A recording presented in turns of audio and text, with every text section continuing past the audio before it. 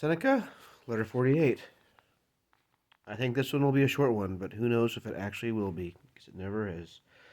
Um, I just bit my lip.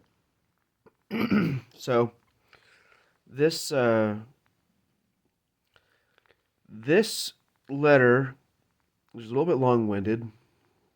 A lot of it, I actually had a hard time quite understanding what he means. I think there might be some context that I'm missing, but the main point I definitely get. And that is, what's the purpose of philosophy? What's the end goal of studying philosophy? Um, shall I tell you what philosophy holds out to humanity? Counsel. One person is facing death, another is vexed by poverty, while another is tormented by wealth, whether his own or someone else's. One man is appalled by his misfortunes, while another longs to get away from his own prosperity. One man is suffering at the hands of men, another at the hands of the gods. To jump ahead a little bit, you are pledged to bring succor to the shipwrecked, to those in captivity, to the sick, the needy, and men who are just placing their heads beneath the executioner's uplifted axe. All mankind is stretching out their hands to you on every side. So the whole point of philosophy, according to Seneca, is to figure out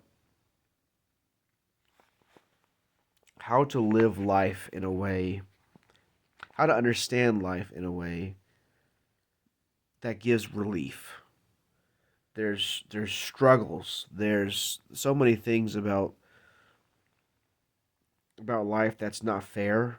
You could suffer from the hands of men or from the hands of God. You're never going to have uh, this side of glory is the Christian expression. You're never going to have a an effortless is not the right word. You're never going to have a pain-free life. You're never going to have a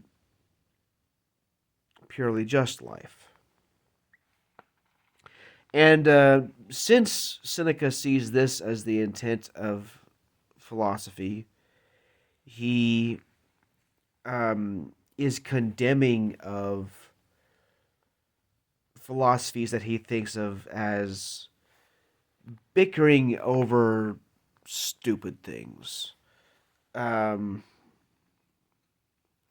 he doesn't seem to give much of an example, or maybe he did, and I just don't remember. Um, but oh no, he did give an example of one. It's like it's a stupid word game. Mouse is a syllable, and mouse nibbles cheese. Therefore, a syllable nibbles cheese. It's just a stupid word game. That actually makes me think that and the some of the other descriptions um, kind of made me think of some of the modern philosophies that do weird toying around with language. It's I don't remember a lot of the details, but I do recommend a YouTube series called "Makers of the Modern World" by Jordan Cooper. Um, and I think he's making a book about that. I want to get that as soon as I can. It's really good. The YouTube series is really good. Uh, all right, if you can point out to me where those puzzles are likely to bring such people relief, which of them removes cravings or brings them under control? So those stupid word games, they don't do that. Um, so yeah, that was. He kind of says the same thing a lot. Oh. The praetor's court restores litigants losing in this way in like kind of an unjust way. It restores people to their rightful position. I'm paraphrasing. And philosophy does the same for people, or at least it's supposed to. Um, so philosophy, whenever it doesn't fulfill that purpose, does a lot of damage. I don't know for sure that Seneca would approve of all of philosophy. He may not like mathematics, or at least some branches of mathematics. So he says, maybe, I'm not sure. And then he says something that's actually kind of blasphemous. Remember, he was not. He was a pagan. This is what philosophy has promised me, that she shall make me God's equal. It's like, no. But anyway, that's it. So this was a pretty short video, relatively. It's actually longer than I thought it would be, but it's still pretty short.